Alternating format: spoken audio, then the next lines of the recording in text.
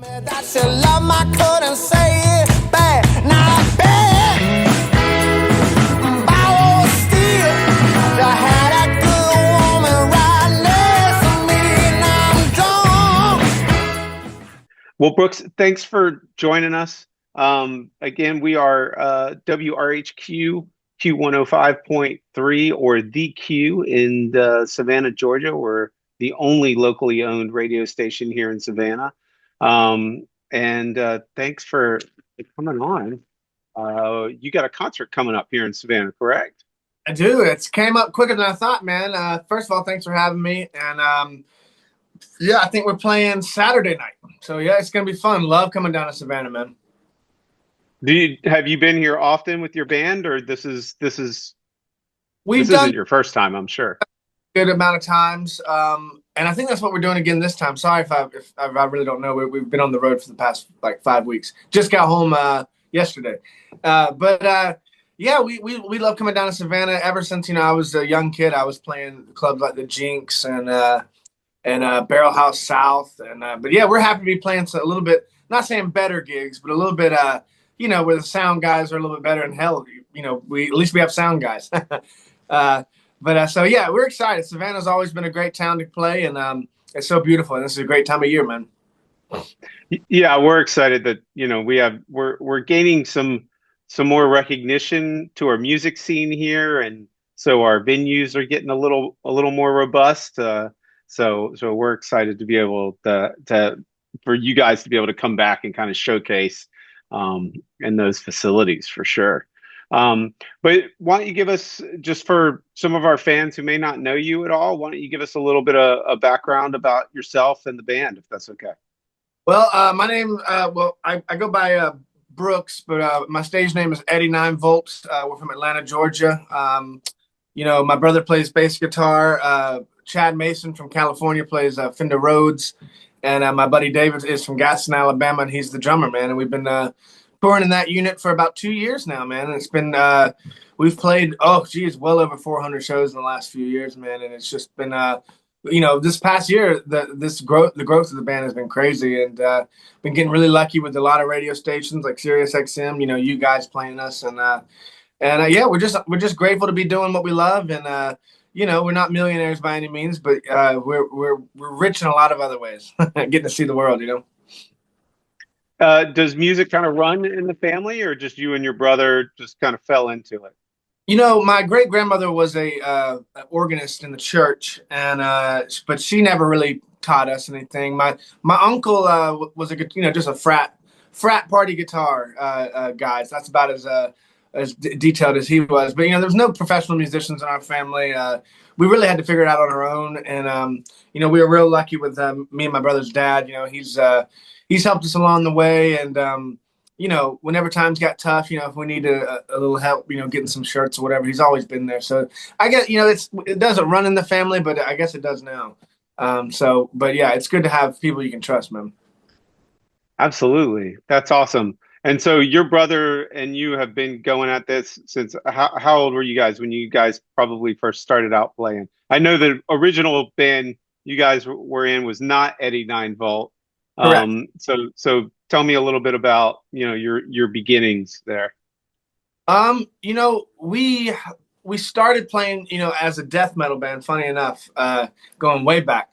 I was a drummer, and my brother's always played bass guitar, and we go back to, I was a sixth grader. And barely in my brother's ninth grade band. They didn't want a sixth grader in their band, but I was the only good drummer in the school. And so we did that for a little while, and finally, we weren't making any money at that. And finally, one day, we played this cover gig at this diner, this 50s diner, and it was like we dressed up in suits and Oxford shoes and all that. We just played CCR and Elvis, and we made $600 in tips. And that was when I was like, maybe we need to start doing this. At least start with the cover thing, because this is how we're making some money. $600 when you're 13 is a lot of money. So you guys went almost like a Blues Brothers route. Well, a little bit. We did that for a minute. We did a lot of rock and roll, and then we got a manager. His name was Todd, and he told us that we need to start writing our own original music. That was probably when I was 15, 16. and up until about my early 20s, we were an indie rock band called Preacher Van, and we toured the country. We did the best we could. We just didn't really have the right backing or the right team at the moment. At that moment, I should say. And so literally, this was right before the pandemic, and I was, we were staying in a double wide trailer. That's where we kind of recorded all of our stuff. And I kind of had a few beers one day and made an old blues record. It's called Left My Soul in Memphis. And, I shopped it around to a few blues labels like Alligator Records and Roof Records. And this was only just a side project to make a demo tape to get gigs in Atlanta, like Blind Willie's and Northside Tavern, all these blues gigs, to make some money. Because we weren't making money on the road at the time with the other band. So anyway, so it really was a side project that took off, and we've had #1 Billboard records. We've toured the world. It's been crazy. It's been crazy, especially the last realistically 2 years. But yeah, it started out as a side project, and now it's a full-time project. That's fantastic. Fantastic. Congratulations on all of your success. Thank you. Well, brother. it sounds like well-earned success. And how do you and your brother kind of handle it all? How do you handle that success and the growth and Well, it's all of it? it's a lot of things. It's just growing pains and everything with any business you start. And it's I'd say the hardest thing we're learning now is honestly just trying to keep stock of merch, because this is the first year. I mean, we used to bring so much merch on the road we would sell nothing, and now we bring whatever we can fit in the van, and like by the 14th show of a 40-date tour, we've already sold out all of our stuff. So it's figuring out how to navigate and how to be prepared for when you start getting bigger and business starts growing. But and any type of business, everybody, you got to learn, and you got to grow with it. If you're lucky. Absolutely. Well, I mean, it's great to have family there too. I feel like having that ride or die, I'm sure, on the road with you is super important. So is family really important to you guys? Yeah, that's how we started out. We started out, if you want to go way, way, way back, that was our only shows we ever had was with at family parties. We'd set up, in the corner of the house or outside, and we just played. So yeah, I mean, it's my uncle who started me with the guitar. He's always been a part of the helping us, and then just like in the early days, my aunt, her husband is a lawyer, so it has, if you really think about it, yeah, the whole family has kind of come in and kind of been a part of this whole journey, and it's been really awesome, because a lot of families, man. I mean, I was talking in an interview about this 2 days ago. There's so many good musicians out there that never really had probably a good family that backed them and supported them. And just think about all the great musicians that could have been if they just had a dad that was like, mine, saying, keep going. No, I think you're absolutely right. I think, parents play a big part in pushing you along. And not only that, I mean, just having your brother along with you for the ride. There's other, big bands with that have that brotherhood relationship, and sometimes it can be great and sometimes it can be toxic. I mean, you look at like Oasis, or even more Atlanta based, you look at, Black Crowes. They've had their ins and outs, and but yeah, I mean, it seems like you guys have a solid gig. So that's terrific. Um, Tell me, speaking of other bands, tell me a little bit about your influences and how that helps create the Eddie 9-volt sound. Um, Influences, they go back to Freddie King, Mike Bloomfield, a lot of those guitar players, because back in the day, I was coming up in the jam scene, not jam music, but blues jams, and you had to really know your stuff, and if you the more you played like Jimi Hendrix, the more all these old guys looked at you like that, you didn't know what you're doing, because that's what I grew up trying to play like Jefferson Airplane and Jimi Hendrix and all that stuff. But the old blues greats, man, Muddy Waters, Howlin' Wolf, and then up until recently, I've really expanded my listening. I listen to one of my favorite songwriters of all time is Van Morrison. And Van Morrison. I'm trying to think who else. Anders Osborne. I've been listening to him a lot. He's a New Orleans guy, but really just any music I can get my teeth in, and I absorb it, and usually I try to I come here and I record, and I just try to, I don't know, I try to make because there's one thing just playing it, but then you got to make it sound good coming out of these speakers, you know. So, but man, there's too many influences. I could talk for literally 4 more hours. That's great. We actually just interviewed Eric Culberson Yeah, out here in Savannah, and he put on a show at Victory North, what he calls the Three Kings, and it was BB King, Albert King, Freddie King. So he's a big blues guy out here. Not sure if you guys have ever crossed I paths at all. at a festival or something, we would have to just pass like 2 sips in a night, you know. Yeah, he's been in it for quite a while. Um, but tell me a little bit about your creative process. So are you the songwriter? Do you and your brother collaborate a lot, or he's just kind of you kind of create the song and the riff, and then he kind of you bring him in and he helps fill it out. With every song, it's different, man. You know, usually I come up with an idea, or sometimes on the road we'll be playing something on sound check, and the band will come up with something. A lot of the times it's usually a lot of people write lyrics first. I'm never really a lyrics person. I usually have to hear the groove first to get a melody. I've been trying to my manager, my now manager Alex Braw, he told me you got to have a good song is a song you can sit down at a campfire with just a guitar and your voice, and you should be able to sell it. So I've really been trying to kind of create songs like that now. And with Saratoga, that's kind of what I did. I kind of started out with every song with just me and an acoustic guitar, and just picking at the apartment or whatever, and then coming to the studio. And by the time you get all these musicians together, it's like bouncing ideas off, and what you might have thought was going to sound like it ends up sounding completely different in a good way, sometimes in a bad way.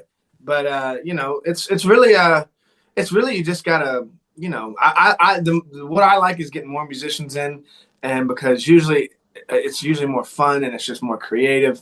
And so that's kind of, I mean, you can't see behind you, but we got an electric piano there, drums over there, and it's just like we come in, and if we'll track all day, have some beers, have some pizza, and if we get nothing, we at least had a good day. And it was a fun time. I mean, it sounds horrible, really. I just don't know how you're able to live that lifestyle, of being able to basically live your dream. I mean, it really. I mean, I'm joking, of course, but I mean, what an It's a amazing, lot of amazing sacrifice. way. It's a lot of sacrifice, because the road is the real our bread and butter. Like, if I could, I'd just make records, in here all day and do that. But that was the model in the 60s and the 70s. But nowadays you can't make a living that way. The only way you can make a living is by building your brand and your yeah, really your brand out on the road by selling tickets and selling merch these days. It's funny, like the process is, you don't make any money on that. You really, because you got a lot of people that get the money from the record label, and they go buy a new car with it and all that, and they don't realize that they gotta pay the label back, because it's really a loan. It's not an advance anymore. Yeah, no, I mean, these days it's all about touring, ticket sales, getting out there and getting the audience to kind of get to know you better so that then you can earn those streams, Yeah, on the various sites, and really you're just making pennies on the dollar on the yeah. You're streaming really sites. money on the Spotify. The label, and until you get to the point where you can kind of really buy back your masters and stuff, which you need a lot of money for that. If you're in that position where you need to buy back your stuff, usually the label makes all the Spotify money, which there is some money in that. It's not like millions of dollars, but if you got millions of streams, you're getting a little bit of money. So the label usually gets that, and the only way you really get money from your recordings these days is radio play, like Sirius XM, and then if you get like a placement deal, which I'm really hoping we get a placement deal. I was really hoping we get a placement with 3 a.m. Chicago, which like Chicago Fire, man. That's what I was really hoping for, but you never can hope for it. It's just one of those things that kind of usually falls in your lap. Yeah, and I mean, I think if you keep, doing what you're doing, where you guys are just out there, you're being creative, you're doing your thing, and uh, for me, coming from a filmmaking and television background, I always tell people, as long as you're doing it from your heart, people will buy into that, and they can hear it in what you're playing. And so, it sounds like that's where it's coming from you guys. And so I'm excited I'm going to come on Saturday and come check y'all out. I have to be honest, I have not seen you before in person, but it sounds like it's going to be an amazing show. Um, tell me a little bit about how you record, because from what I've read, that you guys do all of your recording live. Is that right? Uh, sometimes not. Capricorn. Excuse me, that was the last record. Now I'm getting to the point where I'm forgetting which record was it. Which. Saratoga. A lot of it was, we got the rhythm track done, and in our size studio, whether we were recording with Pat Meese from Nathaniel Rateliff, that was where we did some of the songs for Saratoga. Or here, we don't really have isolated spots for like to get a good vocal sound while playing live in the studio is what I'm saying. So a lot of times it's just getting the rhythm tracks done and then going back and getting the vocals down. But I mean, usually, I don't know. I just usually hear a sound from a record that I like whether it's a J J Cale thing. Take our song Red River, for example. I really was trying to go for a J J Cale sound, which he's one of I should have mentioned him. He's one of my idols. And yeah, it's just like, if we were doing a J J Cale vibe, usually we'll tape off the drums, make them real dead, get an electric piano, acoustic guitar, and make everything sound like it's a real dead song. But then you got songs like Cry Like a River where it's like a Muscle Souls Fame studio sound where, the drums are all tuned up and they're high pitch and there's an organ. That one, there was an organ right here. There was my buddy was playing guitar right here, my brother was playing bass right here, and I think I was on drums on that one. So, it's all whatever the song is, and that's why I like switching instruments a lot because I mean, I just don't play guitar, so I just like switching on. And it's kind of like what the band did, with Levon Helm and all of them. It's like if what's his name? I'm blanking right now. The piano player, Richard Manuel. Sometimes he'd go over the drums, and Levon would come over and play whatever. And that's when they switch around like that. It's just unique. It's just a whole nother feeling, and it kind of just never gets old, if you have, it's not monotonous if it's different things do happen at the same time. If that makes sense. No, absolutely. I mean, should we expect to be able to see some of that at the show on Saturday? I not yet because I would love to do that. I would love to one time play like drums but my drummer David, his main instrument is the drums, and if he played guitar, it'd be one thing. We could do that switch or whatever. But yeah, I mean, realistically, yeah, it's mainly the musicians I call over. If I need a guitar player, I usually call my buddy like Cody Matlock over, and he'll come over and play, and that way I can hop on the drums and we can get a live feel. Because I really always like a live feel rather than just recording guitar, putting it down, then recording bass, and then drums. You can do it. We've done it before, but I really like at least getting the drums to be tracked live with another instrument. Yeah, no, I mean that sounds super fun. I mean, I'm sure seeing if you had a video camera up and doing a time lapse and seeing y'all running around and doing different instruments and Yeah, we're working doing it all out. doing a session next week where I'm gonna put up a camera and film some stuff. We just signed a record deal, so it's probably not anything I'm gonna put out like officially. It's probably just gonna be on our YouTube channel. But just kind of showed the back behind the scenes, and we're just gonna do a jam and film it and have some fun, man. Because that's when we get off the road. Like I could either sit at home, but like today I'm repairing a lot of stuff from the road, like my guitars Or being from the South, do you have a specific area that you guys really like to play, or is it kind of all over? Is there a specific area of the country that you really look forward to playing in? Yeah. That's a great question. I love Colorado. I love the Rocky Mountains a lot. I love the West Coast, right where it hits the water, and like Oregon. It all depends, man. There's so many great gyms in this country, and a lot of people, they don't think to go to these little small towns where there's like 30,000 people there. Like take Joplin, Missouri. We play Joplin, Missouri all the time. We have a great fan base there, and yeah, so we love going to Joplin. We were just out in Bandon Beach, Oregon, which is one of my most beautiful places I've ever been to. But I mean, I like playing overseas too, man. France is cool. It's really wherever, man. Then you can go back to that same place and not have a good show, the first show was bad, and the second one was, when you came back, it was good. So it's always different, man. Absolutely. Do you draw a lot being from the South? I mean, is that where you guys really draw from? Being obviously blues, but I mean, look, there's You all know, different kinds of blues. our real good markets. I mean, yeah, we do good in Atlanta. We do pretty well in Nashville, Birmingham. We're about to sell out New York City, so that's our first we've ever done that. We do well out in Denver. We do well in Phoenix, and yeah, it's just you book these tours where you do, where you're going to have a good show in Denver on Saturday, so you book Denver, and then you do Winnemucca in Nevada, and you do Austin, Texas on a Wednesday. It's just all routing and everything. It gets kind of crazy, but I'm super glad that we have a professional that does all that for us because I remember booking shows and it was horrible. So I bet.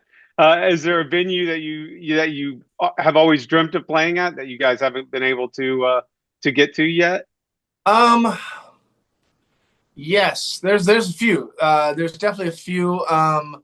I've played some really great rooms, man. I love like the Ryman. That was awesome that we played that. The Tabernacle in Atlanta, we got to play that. I mean, realistically, I mean, I know there's Red Rocks is one that I know we're gonna play Red Rocks soon. Not headlining, probably we'll probably open up in probably the next 2 years at Red Rocks, and that's gonna be one that I'm definitely gonna want to have like a week off and just prepare for that, just because it's gonna blow my mind, man.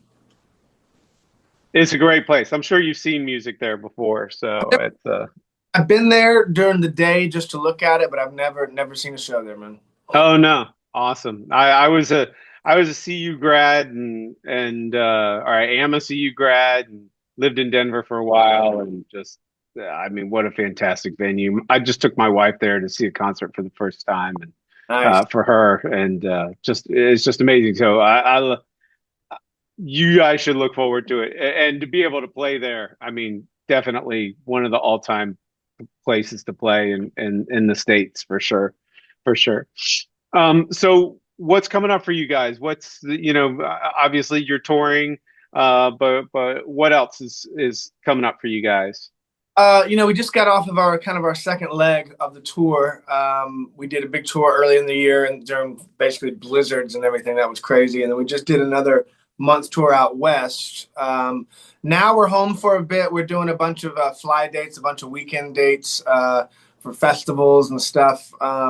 We don't really start picking up a big tour till August. And right now, we just signed that new deal with Easy Eye Records, Easy Eye Sound with Dan Arbach. And right now, I basically got to wait for him to get done with his tour because he just started a big tour with the Black Keys. And as soon as he gets back, which will probably be August or November or whatever, we'll start writing. We did one writing session earlier in spring, and it was great. It was fantastic. So I'm excited really just to get in with Dan Arbach and make a new record, man. I think it's going to be the biggest record of our career, man.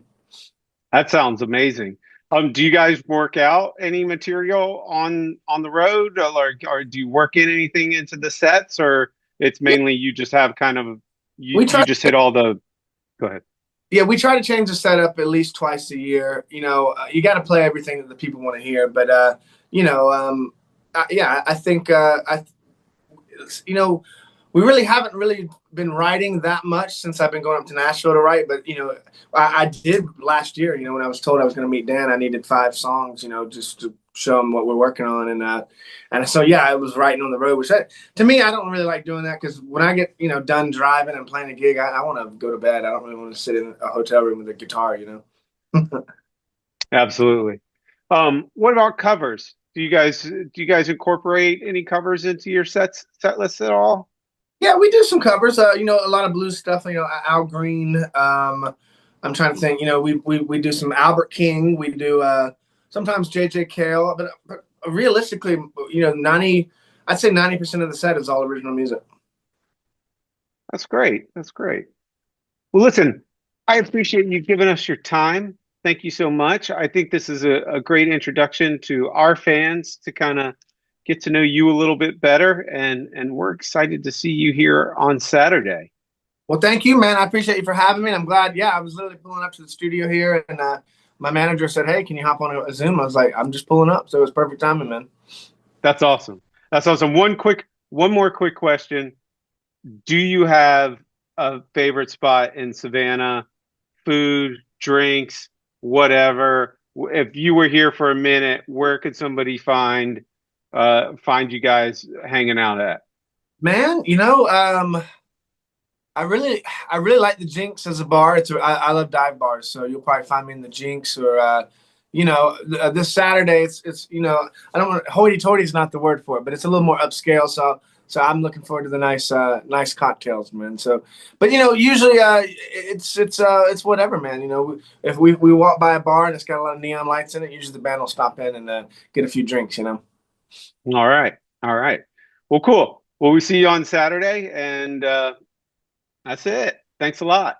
Thank you, brother. I appreciate you for having me, and I'll see you, brother. A lot of foolish things for a lady.